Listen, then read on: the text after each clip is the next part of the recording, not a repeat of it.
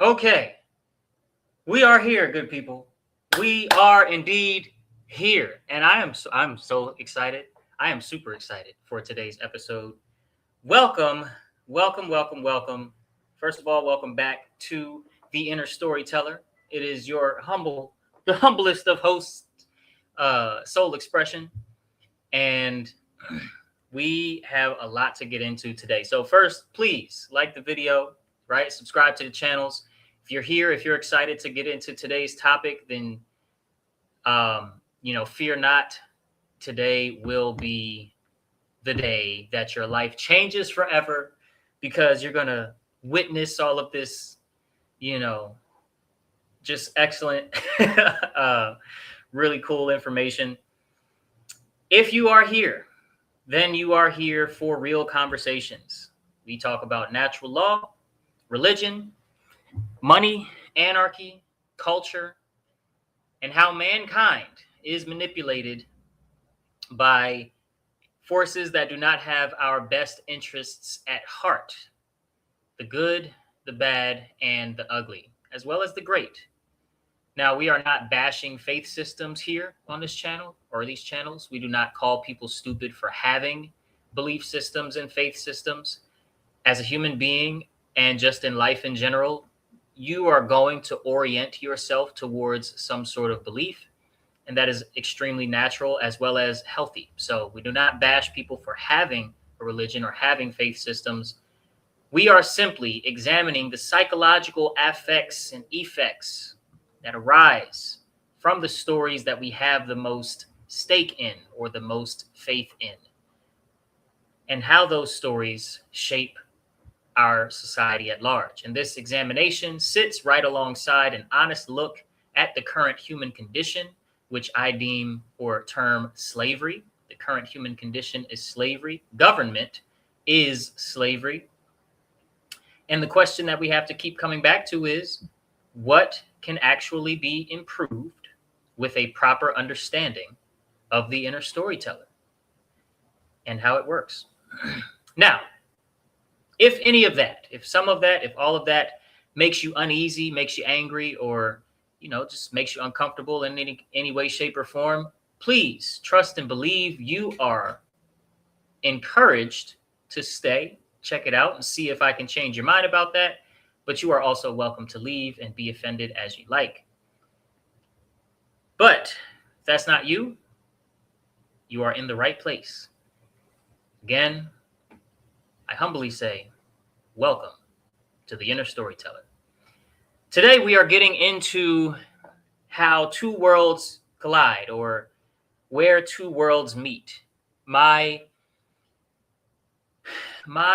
informal yet deeply contemplated inner storyteller framework, my approach to philosophy and my ideas about the human specimen, the human experience, as well as experiencing in general, awareness in general, where they meet with the social impact, the social, the social aspects of the inner storyteller and my work and such, and where they meet with the realm of the quantum field, quantum physics, quantum mechanics. This episode is going to be a nice ride, a nice fun, topic to get into. I am most likely going to get pretty passionate and we're going to have a lot of fun. So tune in, leave a comment, let me know who you are, where you're from, and just kind of let it all wash over you. You know what I'm saying? And we are going to get into this thing here. Welcome, and big welcomes to you all. Let me just do a couple more things to my screen to make sure I can see everything as I go along. Nice. Put this in view mode, please. View mode. Hey.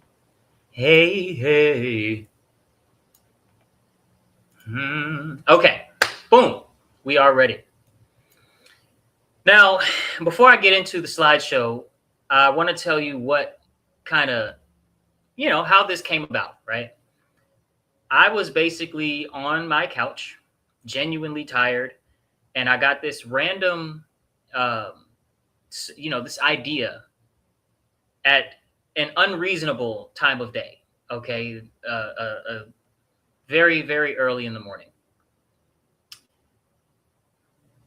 I wanted to see what one thing that I'll do sometimes is I'll take my ideas and I'll just brain dump them into like a note, my note app, note taking app, or something, or I'll open up a Google Doc and I'll just kind of type away, and then I'll, if it's an idea that is larger than I have capacity to think all the way through, I'll throw it to an AI bot that I've trained on my philosophy, and that's what I did with this idea. So again, it's like super early in the morning. I'm on the couch, I'm chilling, I'm not ready to kind of fall back asleep yet, and my mind is just on my contemplations. Right, I'm a philosopher, so I'll be thinking very intentionally and with the you know with the desire to remember the thoughts when I wake up the next day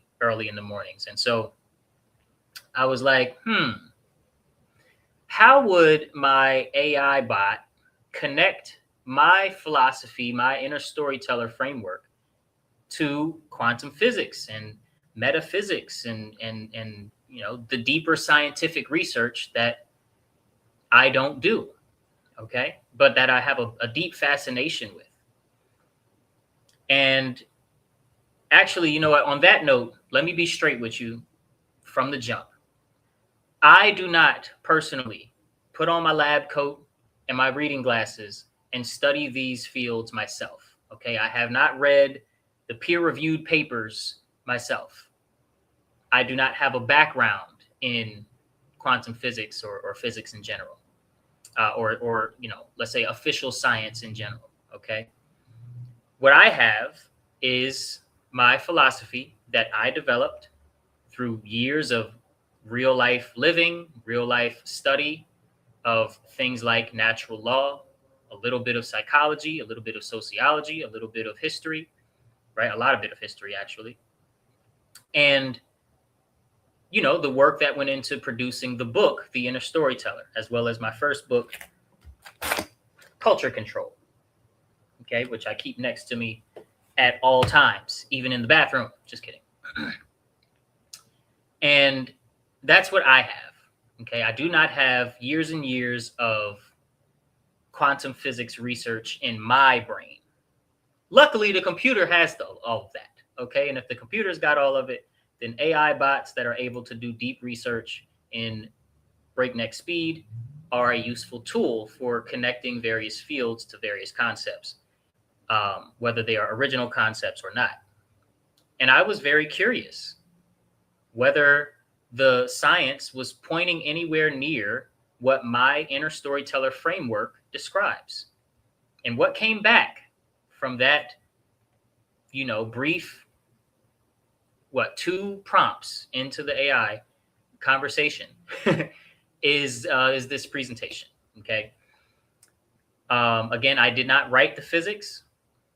I contributed the framework, the philosophy, and the connections that are original to my work. Everything else was basically the AI bot drawing from the scientific record. And what I'm sharing is my take on what that conversation produced. And I'm sharing it not because I'm, claiming authorship over the science, but because it seems genuinely valuable.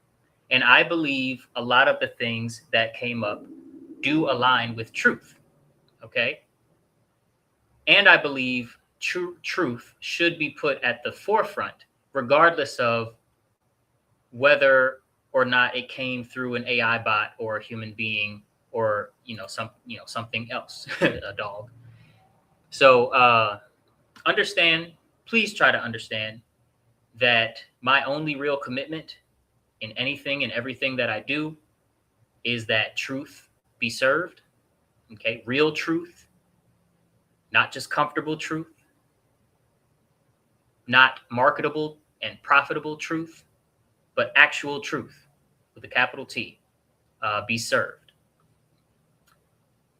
If a random idea that pops into my head in the wee hours of the morning when it's still super duper dark outside, the street lights don't even, the street lights are like, they're not even thinking about their time off. They're still in the middle of their shift. If one of those ideas contributes to truth being served, then, it's well worth staying up late for. So that's where this presentation came from. Now let's get into it. Quantum physics, quantum mechanics, physics, and the metaphysics, quantum mechanics, physics, and metaphysics, and the inner storyteller, the observer, the field, the collapse, and who has been writing the measurement. It says at the bottom here, the universe doesn't produce consciousness. Consciousness produces the universe. It observes. Tonight, we are going to cover something a little different. We are going to connect the inner storyteller, the philosophy, the framework, the book, to some of the most serious and confirmed findings in the quantum physics and metaphysics worlds. I want to be clear up front. I am not a physicist. I do not study these fields in any formal way. What I am is someone who spent years developing a philosophical framework for understanding how human beings make meaning, how I make meaning. And I was curious as to whether the science, the actual peer-reviewed Nobel Prize-winning sciences, point at anything similar to what my work describes. Turns out it does, in a big way. And the connections are not casual. They are structural, and they are definite. It seems. Allegedly, maybe, perhaps. The thesis for tonight is very simple. Shout out to Coach Colin. Here's the thesis. The universe doesn't produce consciousness. Consciousness produces the universe that it observes. And the inner storyteller is indeed the mechanism by which that production happens at the individual level and at the collective human family level, as well as the smaller collective human groups levels. Okay? Hey, there's 2 people watching. Please like the video, subscribe to the channels. Let's see what's happening. And let's continue. Oh, what just happened to my, here we go. Now, let's talk about the observer effect. The observer effect is very, very, very cool and unique.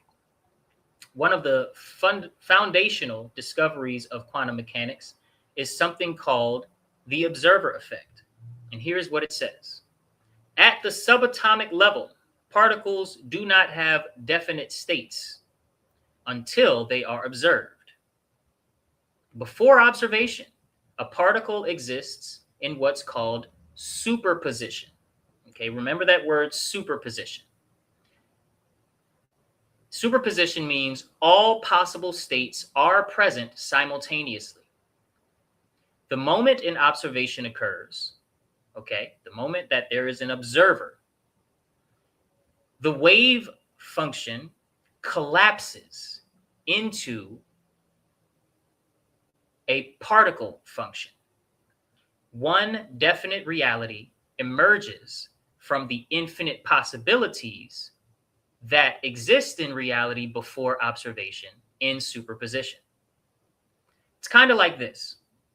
Imagine you have a coin and you flick your thumb and now that coin is spinning in the air. While it is spinning, and let's imagine it's spinning quite fast, but you can still see it.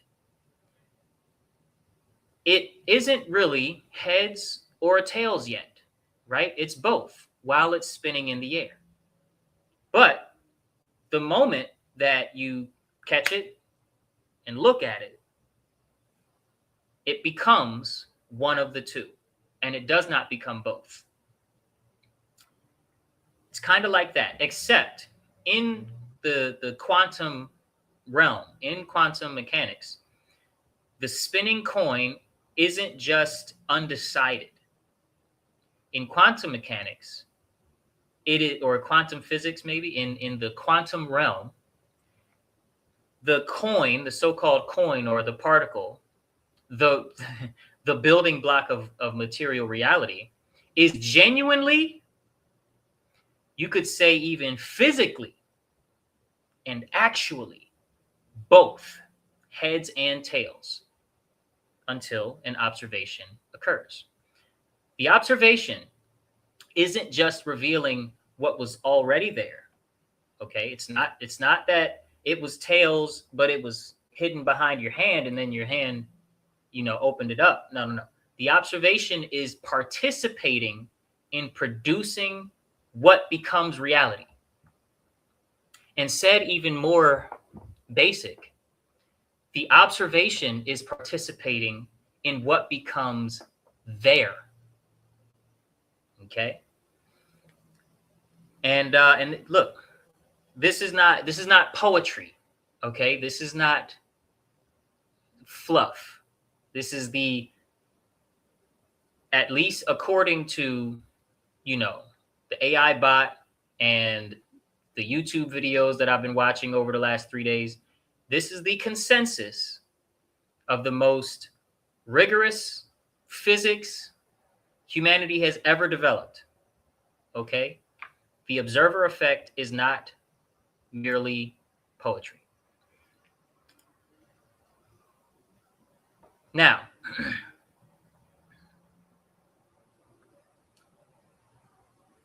the observer himself, itself, is the inner storyteller. But of course, the inner storyteller is the mechanism inside human consciousness, where I would say inside consciousness in general. Okay. It's the mechanism that collapses the infinite field of possible meanings into a single definite reality that a human being experiences as their life or circumstance. You can think about it this way. Two people walk into the same room and encounter the same event. Say someone is raising their voice at someone else, not at the person walking in. Both people walk in, two brothers walk in. They both see someone raising their voice. One of the brothers collapses that idea, that event, the observation of that event into, this is an event featuring threats. This is threatening that's going on. And his brother simultaneously in his head collapses it into passion. Oh, this is exciting. He or she feels really passionate about what they're saying right now. Now, stay with me. The field of possibility, okay, the moment that they walked into before it was interpreted was the exact same for both brothers, right? And what differed is their individual inner storyteller running their individual inner storyteller programming. Their inner storyteller interprets the raw observation. And as I say, this is a mechanism that is true for all intelligent life, period. This is not just how human beings are today because of thousands of years of conditioning. No, your inner experience happens in story form because you are of a certain level of intelligence. That's how it works. And the inner storyteller determines which reality gets collapsed out of a moment that we experience, right? Think about like watching the same movie with a bunch of people, right? You go to the theater, you're not talking through the movie, and like 16 of you guys all watch the same movie. And let's say 8 of the 16 were told before the movie started that it was a horror film. The other 8 were told it's a comedy before the movie starts. With that, you could surmise, setting aside personality differences and like, super personal things, that some of the scenes will be experienced completely differently between the two groups, right? The same scene, same dialogue, same characters, same lighting, same directing, okay, will look completely differently to the two groups. And that is because it depends on the story the observer brought into the room. Now, in my work, I talk about the 3 seats of consciousness, right? This is in the first chapter of The Inner Storyteller, the book. I break this down. The 3 seats of consciousness described in my book map directly into the quantum structure that we see in this slide here. We've got the field, first observation, the measuring device, and the collapsed state, right? Awareness, pure awareness, the open field without quality or property, the silent condition that makes all experience possible, and that which is beyond description or property. This is the quantum field before any measurement takes place, right? Pure superposition. Next, we have the I am, right? The I am, the first inward recognition of being, the awareness, knowing itself, either in the inhabitation of an individual being or in the totality, you could say, in the all. The I am, the first inward recognition of beingness, is the first act of observation. The field becoming aware, it is. And the inner storyteller, in my framework, I put forth, allegedly, maybe, perhaps, the inner storyteller is the measuring device in this structure. Every meaning that it assigns, every story that it runs, every interpretation it produces, these are acts of quantum measurement of the reality being observed by the being. Reality being collapsed into specificity from the infinite field of what could be, what would be, and what isn't, into what is. That happens because the inner storyteller tells its story. Now let's look at, a very specific example from researchers who delve into the quantum. My slide! No! Y'all gonna have to work with it. All right, I forgot. I did edit these, but some technological things happened, and so I had to open the old file instead of the file that I already edited. Anyway, all of the words on the screen are correct. It's just some, this bleeds into these right here. Sorry about that. Y'all deserve better. I'm gonna be better. Anyway, let's look at the double slit experiment, okay? And don't be mad at me. The double slit experiment. It's one of the most famous experiments in the history of science, and one of the most disturbing experiments in terms of what it implies about the nature of reality. And when I say disturbing, I don't mean I get disturbed, because I don't. Okay, this excites me.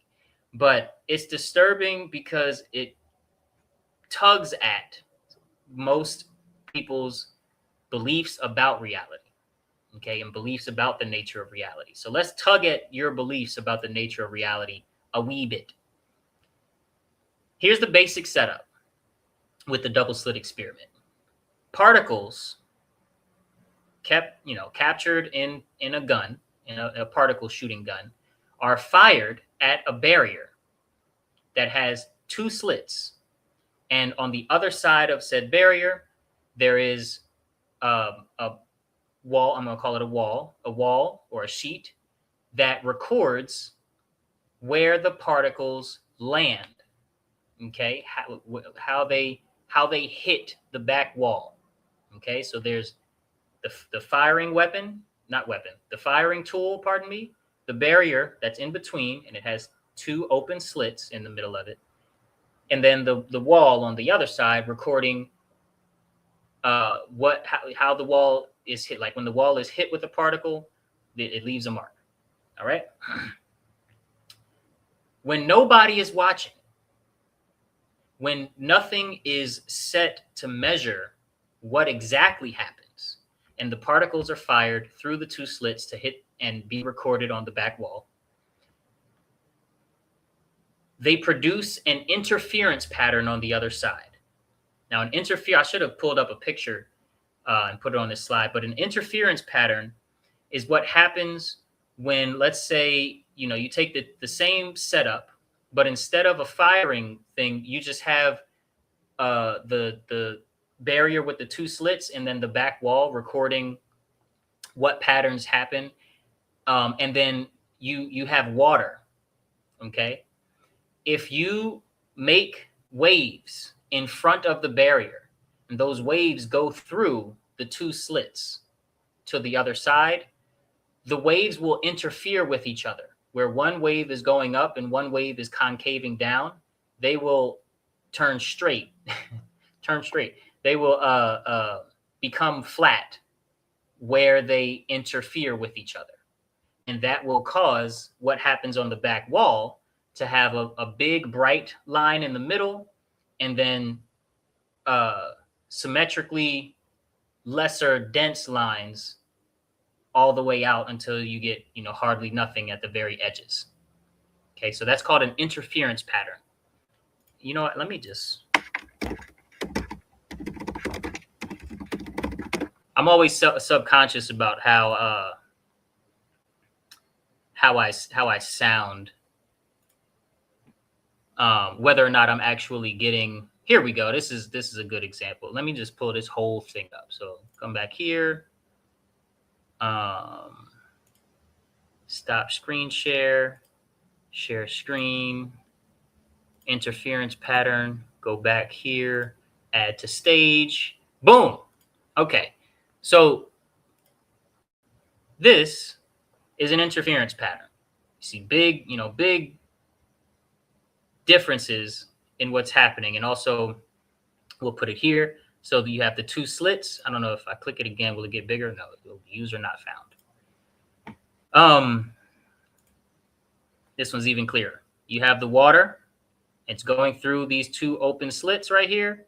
And right here, this red line, and this red line are marking where the interference happens. And these black spaces in between the blue lines are showing where the up wave and the down wave were canceling each other out, right?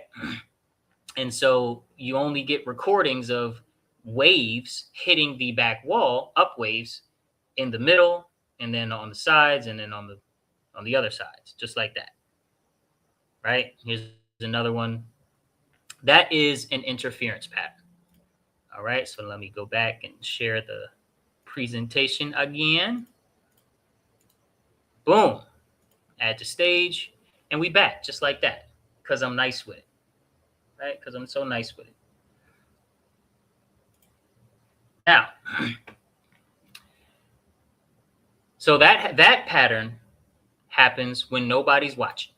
When nobody's looking, that's what you're left with. Now I need to see where I left off in my notes. Okay, boom, here we go.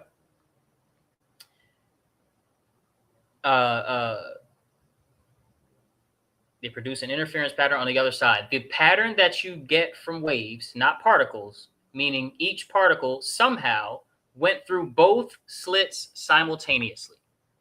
Okay, That's what an interference pattern means. It means it behaved like a wave, like something that's unbroken and went through both slits at the same time, and the interference of the up wave and the down wave from that particle, something that's supposed to be solid, kind of like a ball, is going through both slits and creating an interference pattern on the other side. Very bizarre. And here's the crazy part about the double slit experiment. When a measuring device was used, basically added, close up to the barrier with the two slits in it, just to see, to record which slit that the particle actually goes through. Somehow, without any conclusive explanation from the scientists that have repeated this test thousands of times, somehow the interference pattern disappears and is replaced with two lines of the wall that records what happened, how the wall was hit by the particles, now only has two lines of where particles hit, meaning they started acting like balls. They started acting like little bullets instead of water, instead of waves, instead of going through both and remaining in superposition because no one is observing them. They went through one because an observer was added to the picture, and not even an observer that's alive. It's not a human eye looking at it. Okay, so this proves this has nothing to do with, just because the mind works a certain way, that makes us believe something and then we believe it into reality. No. They added a device, and a device programmed by human beings, not a human, and not some other intelligent being. This is not, anything weird. They put a computerized device that will measure what exactly happened, and just the act of observation, the presence of an observer of any kind, collapses the wave function into one particular reality. Very peculiar. Very peculiar. So what does that mean? Well, it means the presence of an observer changes what physically happens in life. The presence of awareness changes what really happens in the world. It's kind of like if you have a friend who always acts differently when they know they're being watched, right? Except in the quantum world, it's not behavioral change. It's structural change. It's quantum change. The particle is not choosing to behave differently because it's shy, right? The observation is participating, it seems, in determining what the particle becomes. And it doesn't have to be a human mind observing it. So what this means at the scale of the collective, of the aggregate of the human family, is very significant stuff. Okay, the collective inner storyteller, something else I talk about in my book, the inner storyteller of all of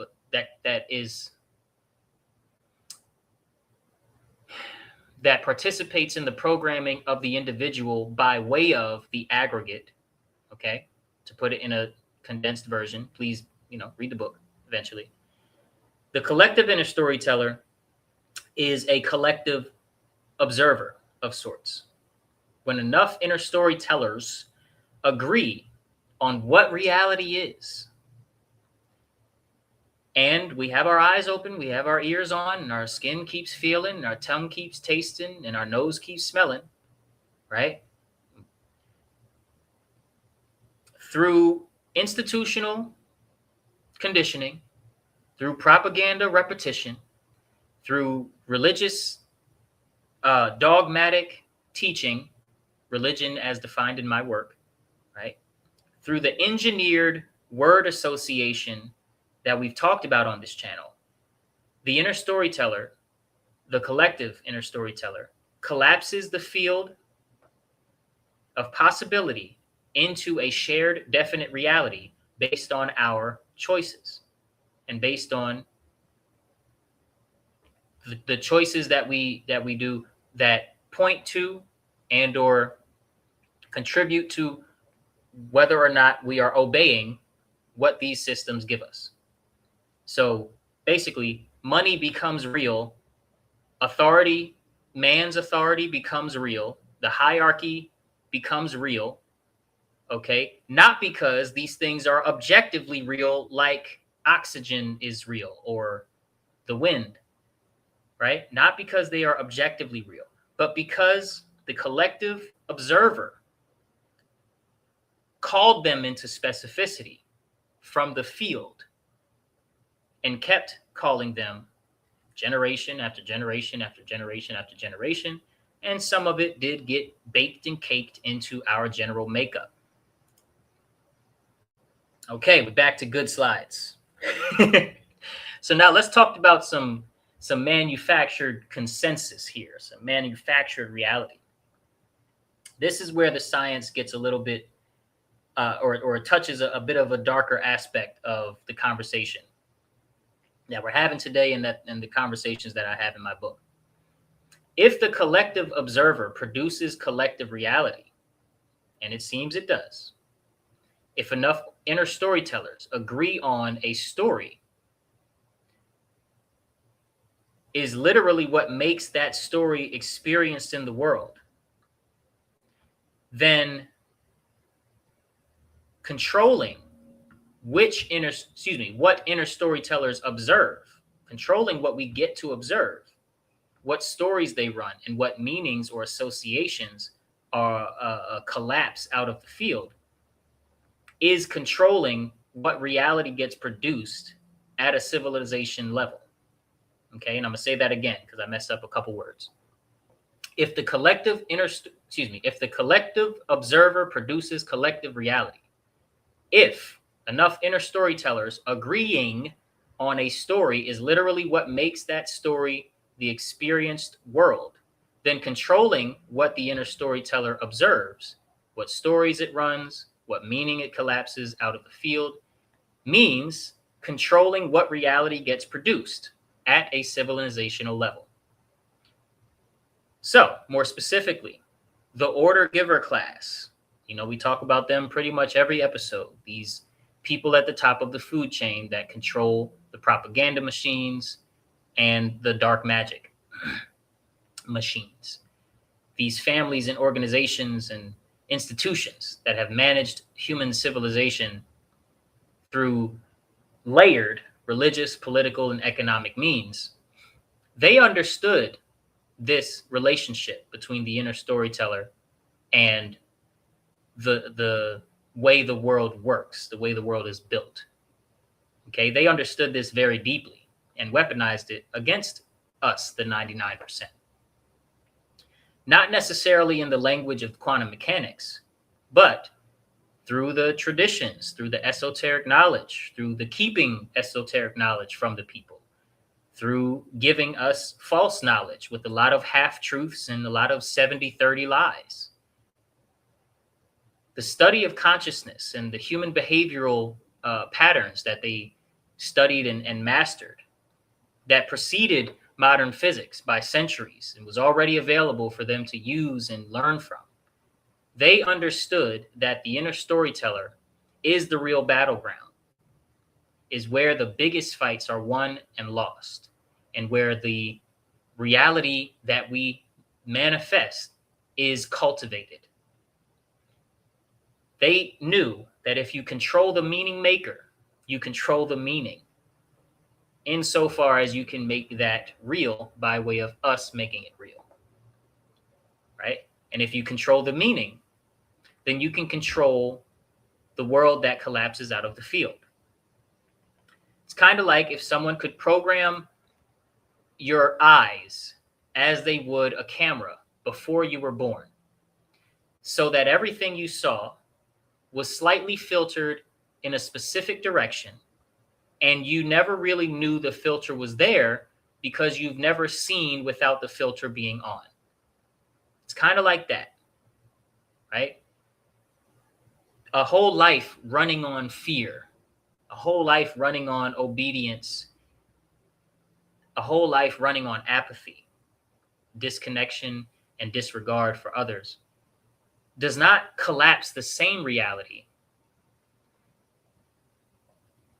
as a consciousness running truth, right? As a being committed to freedom, and as anyone living their life in moral clarity.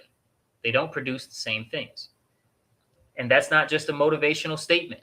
Again, by the logic of the observer effect, it's a physics statement. So let's go a little deeper. Quantum entanglement, huge topic in quantum physics. Lots and lots of YouTube videos. You should watch them all. Quantum entanglement is the finding that got Einstein so disturbed, he spent a few years trying to disprove it and failed.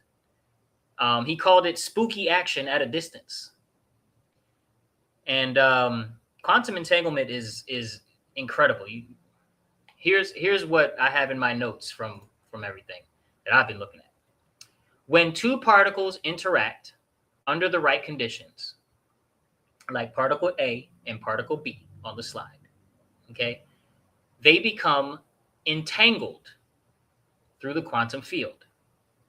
And from that point, they are not actually two separate particles in the same way you would think that person A and person B are two different persons, okay? They are one system expressed in two locations. And when you measure the state of one or alter the direction one is spinning, make it spin upwards or make it spin downwards, right? Then the other particle instantaneously resolves into the complementary state. It will also spin up or spin down. Or if they were entangled going opposite directions, then when you spun particle A upward, particle B would instantaneously spin downward. And this is regardless of the distance between them. Okay? They can be light years away, and it would not change the instantaneousness of the matching alterations, matching measurable alteration. In 1964, there was a physicist named John Bell, and he derived a theorem that made this quantum entanglement information testable. And 15 or so years later, in the 80s, 20 years later, someone named Elaine Aspect, they ran the definitive experiments. And it turned out Einstein was not able to disprove quantum entanglement. There are no hidden variables. The correlation is genuine and non-local between particle A and particle B. Okay.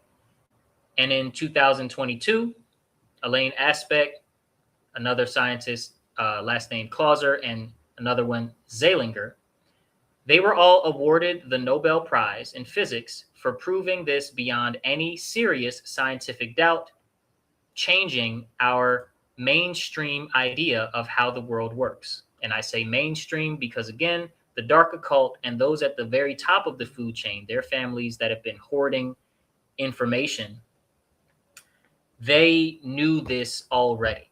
They hid this for as long as possible, and they do not want the children in public school to really have a grasp on this at all, or to care about it at all. But what this points to, and what this maybe proves, allegedly, maybe perhaps, is that separation is really not fundamental to growth or to anything in life, to life itself, right? Separation is merely appearance. Two things can look separate and be one. Two things can be one system, one network. It's kind of like quantum entanglement is kind of like two twins who, no matter how far apart and no matter how long they've, maybe not spoken with one another, they always know instantaneously without any prompting when something major has happened to the other twin.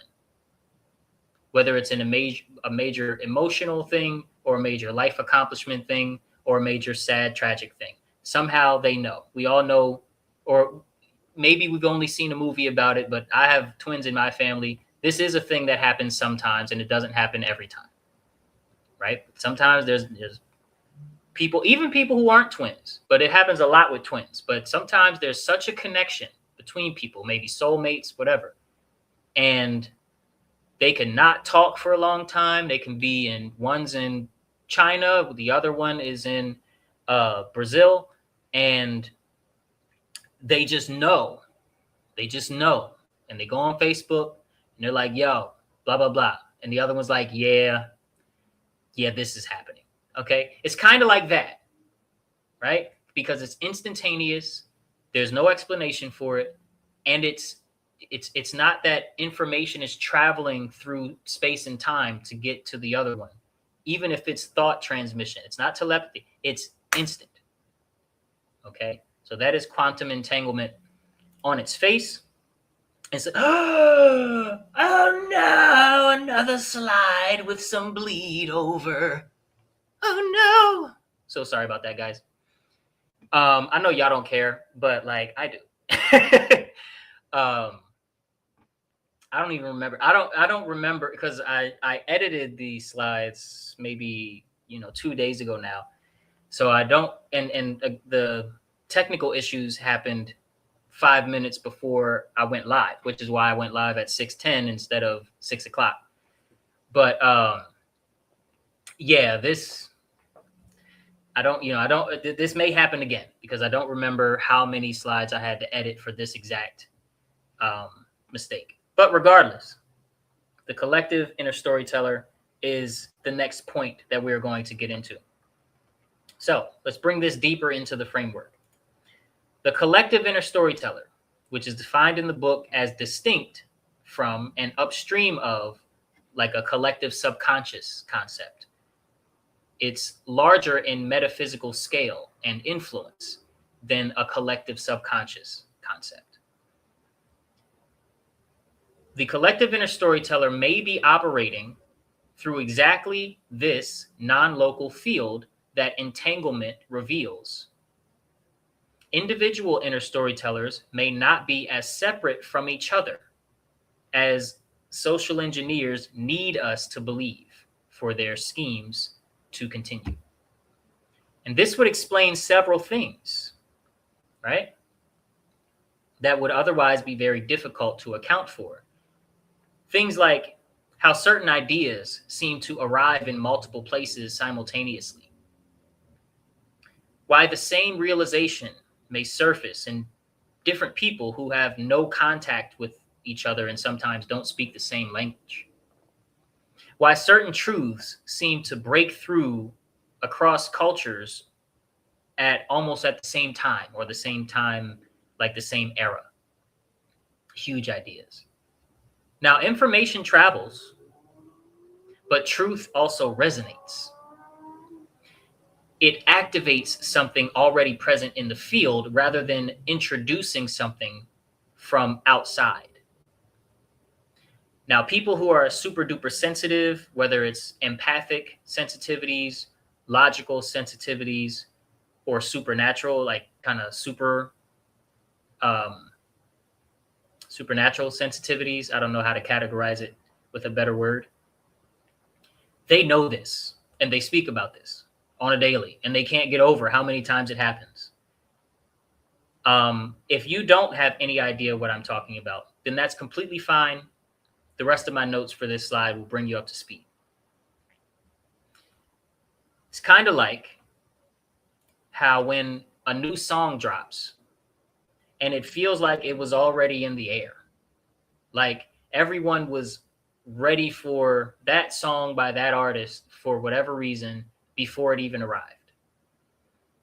Except In the quantum realm, instead of a song, right, it may be an idea. It may be um, it may be an approach to solving a social issue.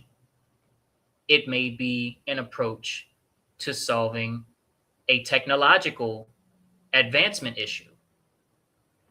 Whatever it is, instead of a song, it's entangled. It's information that seems to have been entangled in the field of our collective inner storyteller.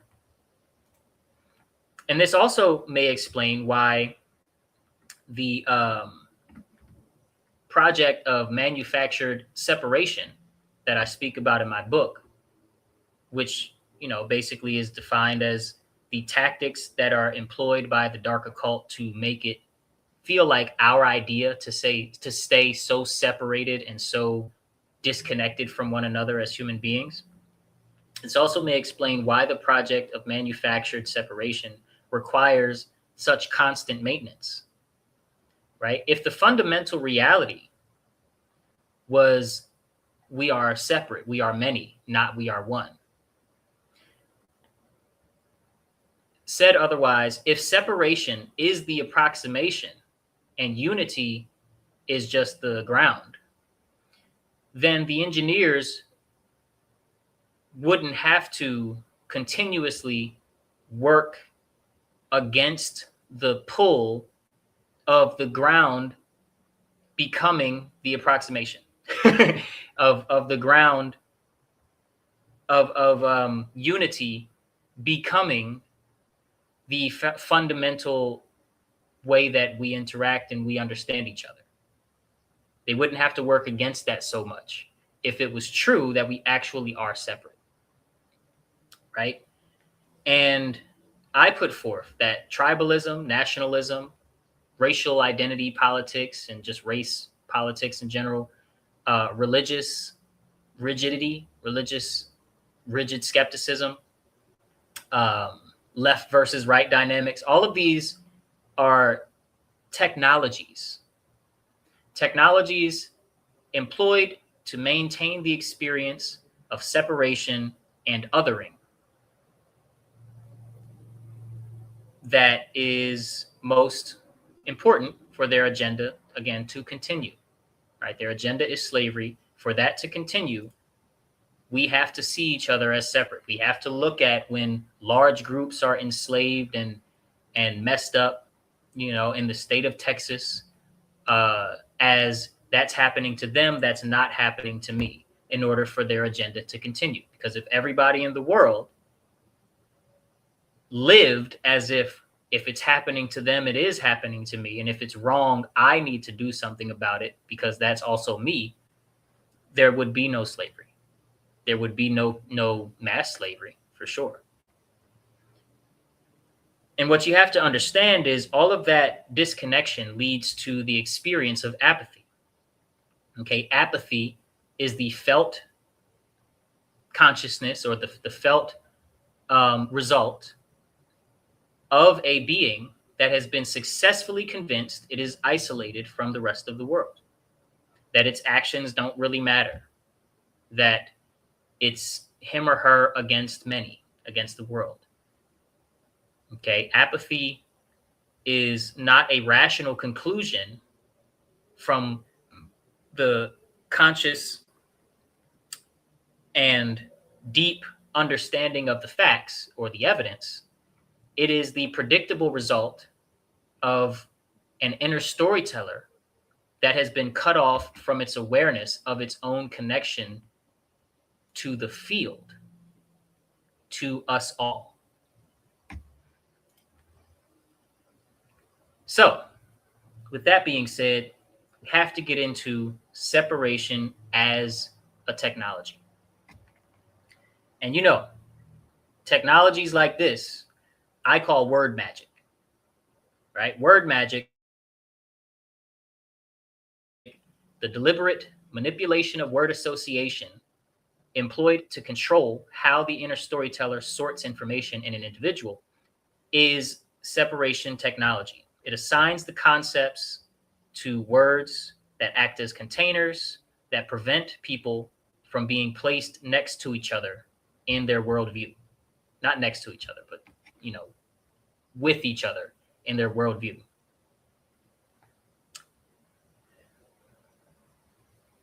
Now, some words that feel good to one person and horrible to another, I've lined up.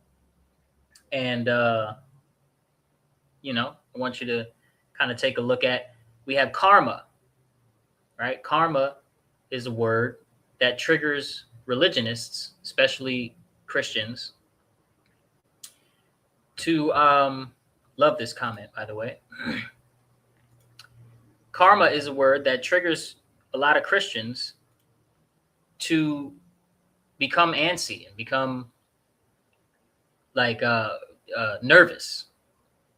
But right in the Bible says you reap what you sow, which is an experience of karma. When you reap what you've sown in life, when you receive a response, whether from God or you could say from source or from the universe or whatever, when you receive a response for the moral weight of your choices, especially if it's a bad response because you made a stupid decision,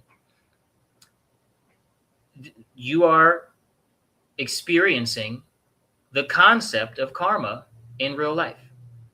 Another word is anarchy, right? We believe that anarchy is a thing that we can either achieve or avoid.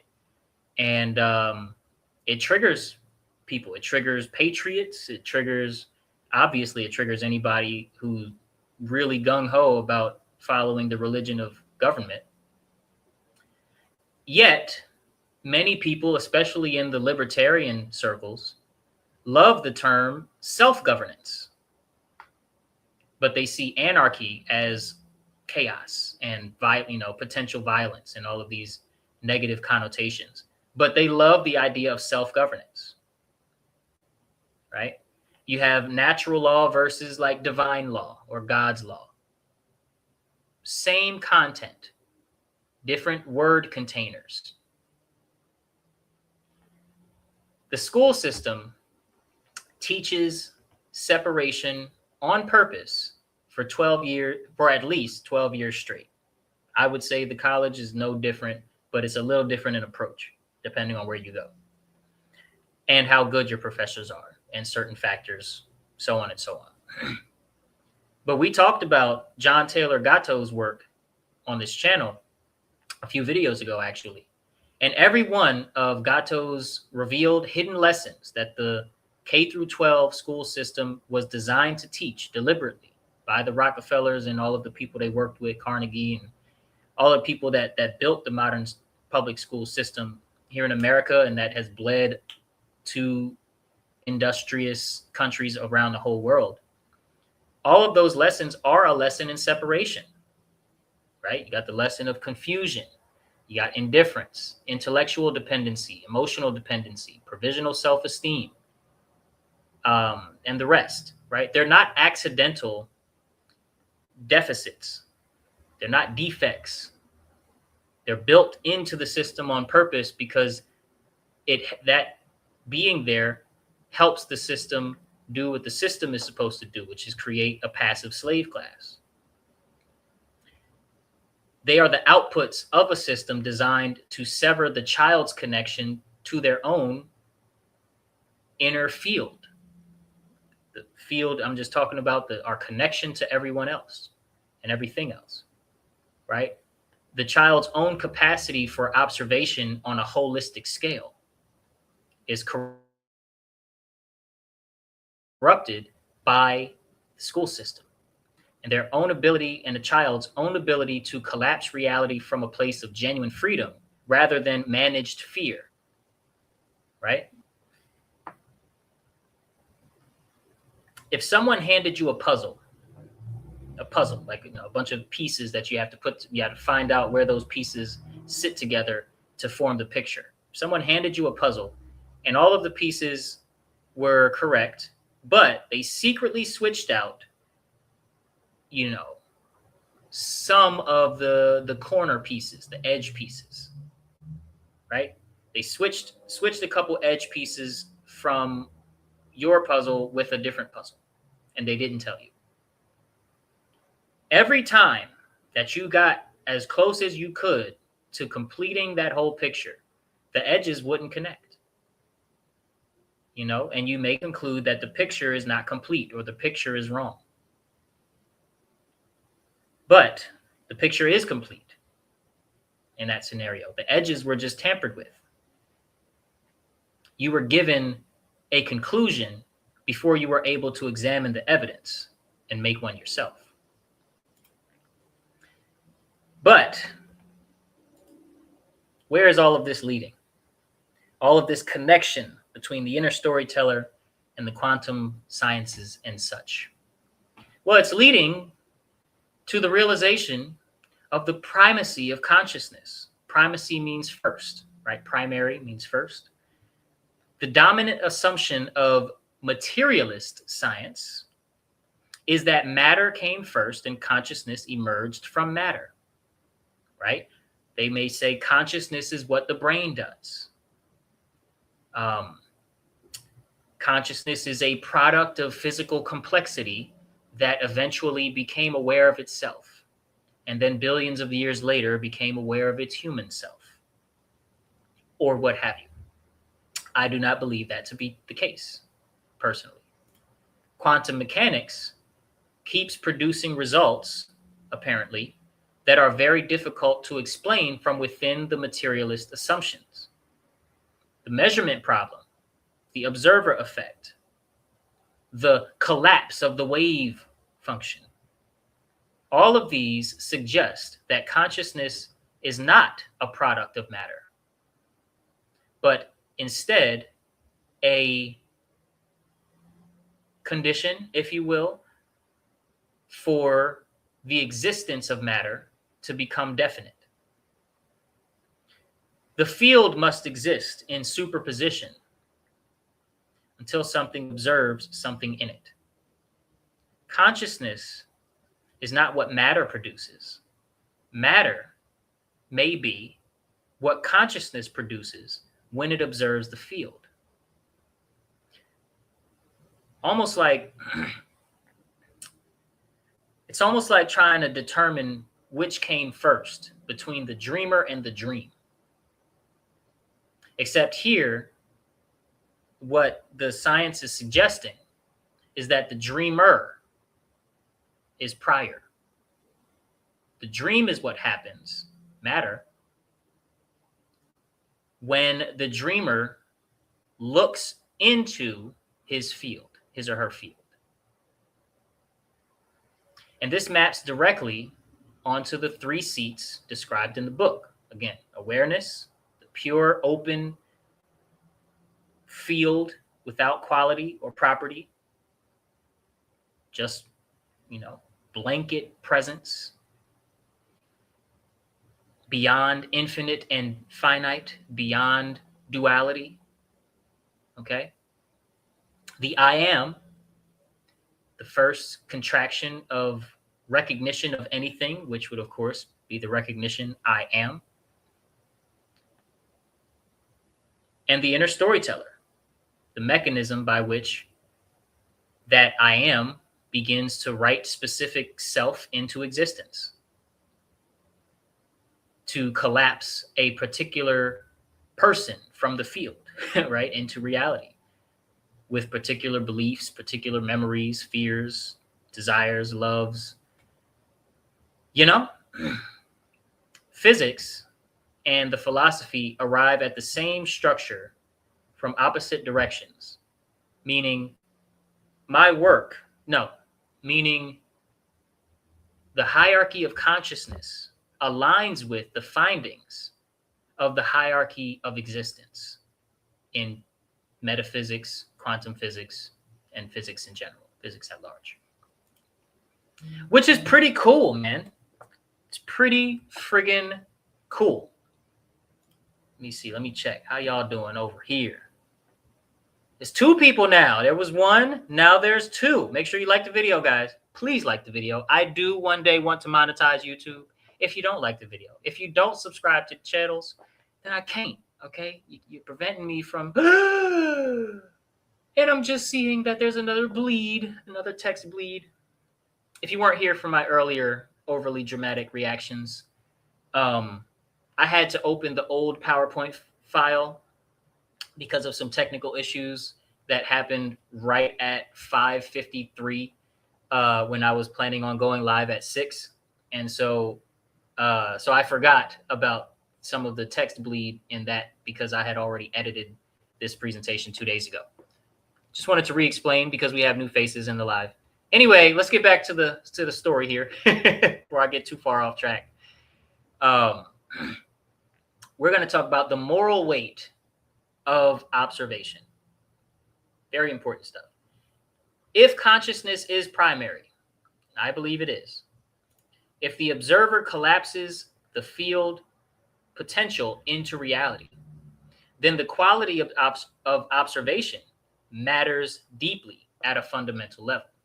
Again, the quality of observation also matters, not just psychologically, and definitely not just socially, but physically. The quality of observation matters.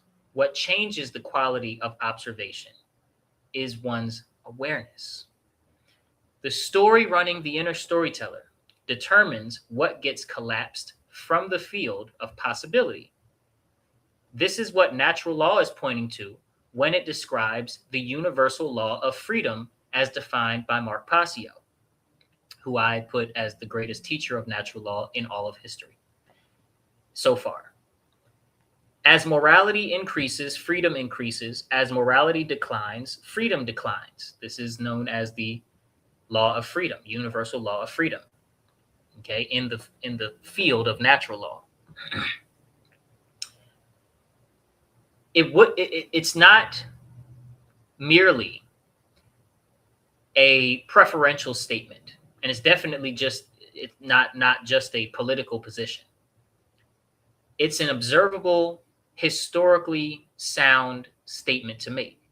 If you look and study the rise and fall of empires, the rise and fall of civilizations, and the rise and fall of governments and or monarchies, you see that as morality or the way that your everyday person treats the other everyday person, the amount of care that is demonstrated in action from one person to another, all of these things impact the amount of freedom that the inhabitants of that society experience on a day-to-day basis and on a large-scale basis. And as that morality, as our moral choices decline, so does our ability to think and act on our own. We get more and more iron fist ruling class rules to follow and violence from them, and more acceptance of said violence. Right? If you're surrounded by a super shitty environment, you may be inclined as an adult to plead for somebody to come and rule this place for you, somebody to come in and set the rules and enforce them, even if it may result in you winding up in a cage. Right? Where'd I go? I went off on a tangent here. Here I am. So it's not just a political position. This is a description of what happens when the collective observer shifts in the direction of truth, and what happens when it shifts in the direction of fear and obedience. It's kind of like a garden. For those of you growing your gardens out there, this may resonate.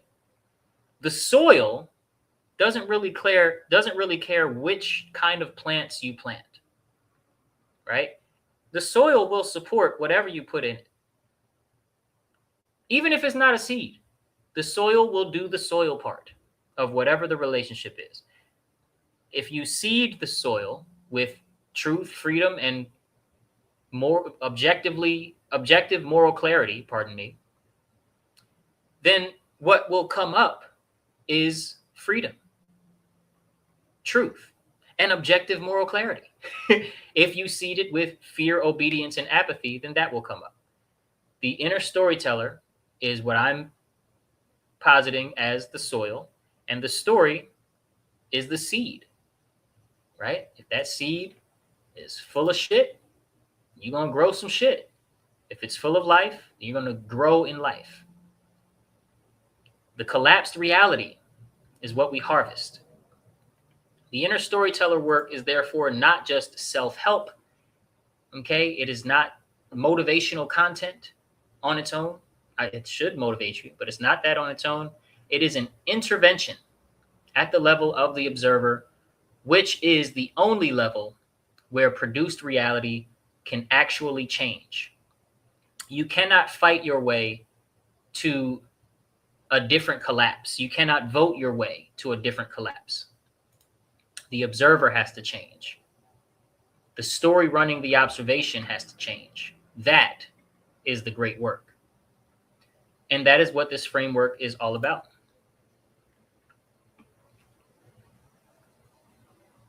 So, again, for those listening very intently, this should be quite a resonant presentation. But I just want to say, as a conclusion,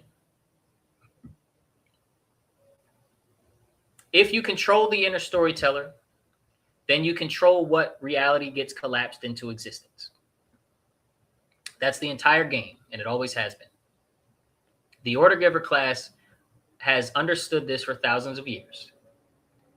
And through the esoteric and occult traditions that preceded modern physics by centuries, they weaponized this information against us, the 99%.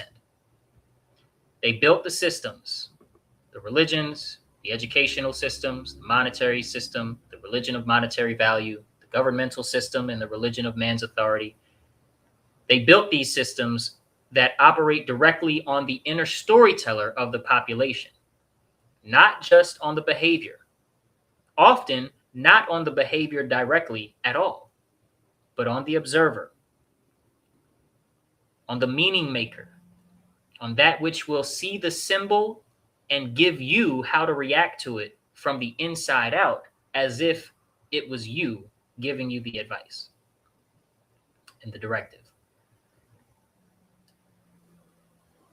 They target the mechanism that determines which reality gets collapsed from the field, from the shadows, and make it feel natural. If you wanted to control a player in a video game to be able to do things that it can't do standardly, you wouldn't start tapping on your computer or TV screen, yelling at the video game character to do the thing you want them to do, right? You would reprogram the game itself so that the door opens for you to add in new capabilities to said player, right? You'd want it so that every door the player tries to open leads back to the same room, which is to say, you would want to reprogram the game so that it works in your favor. Now, the player will operate as if it thinks that they're making free choices. The architecture, ensures that the choices stay within permitted territory through programming. And this is the human condition laid out in its architectural, structural, and factual, right? How we are, how we are built. This is also why the inner storyteller cannot be fully co-opted or owned, which is a good thing, right? Political movements can be captured because they operate within separation theory. They try to reorganize isolated pieces in the world. The inner storyteller, on the other hand, as a concept and as a work, operates at the level of the field itself, right? The inner storyteller can change the observer. You cannot buy the quantum field. You cannot buy the field through which we exist. You cannot legislate a shift in collective observation of truth. You can, however, suppress accurate interpretation of truth. You can slow it down. You can keep inner storytellers from seeing clearly by flooding information into the environment that amounts to just noise. But you cannot own the inner storyteller because it doesn't live in the space where ownership applies. And in closing, I'll say the universe doesn't produce consciousness. Consciousness produces the universe that it observes. And the inner storyteller is the mechanism by which that production happens at the individual and collective scale. You are not trying to build something new. You are not fighting for some future that doesn't yet exist. You are trying to stop something very old from being hidden. The awareness was always there. The connection was always there. The field is always here. The universe, the only thing blocking access to it is a story, a set of engineered containers and a sorting function of meaning, a measuring device that was written by hands that were not yours until you became aware of its existence and function. That story can be examined, and what can be examined can be changed. And that, my friends, is the entire premise of my work. Woo! So, hopefully you got a real kick out of that. It was definitely fun to go through this information. I should do what I can to make a couple short form videos that point to some of these connections and these concepts and whatnot, and keep my eyes peeled for if anything in the realm of news and whatnot connects these things, like people inventing things or more scientific explanation of how the world actually works connects with my work at all. This was fun though. I hope you guys had fun. Again, my name is Soul Expression. Please like the video, subscribe to the channels. Understand that if you are here, you are indeed in for some real conversations. We talk about natural law, religion, money, anarchy, culture, and how mankind is manipulated from the shadows by people who do not have our best interest at heart. If those kind of conversations make you a little squirmy, you are very much encouraged to stay, but you are also welcome to leave after you like the video. And today is Monday, I believe. So I will definitely see you guys tomorrow afternoon for another banger, another super duper cool episode. But we'll try to keep tomorrow's episode to around 35, maybe 40 minutes. And I'll catch y'all in the next one. Let me go back to comments to see if anything else was said. Okay. Y'all have a great one. I'll see you in the next one. Peace.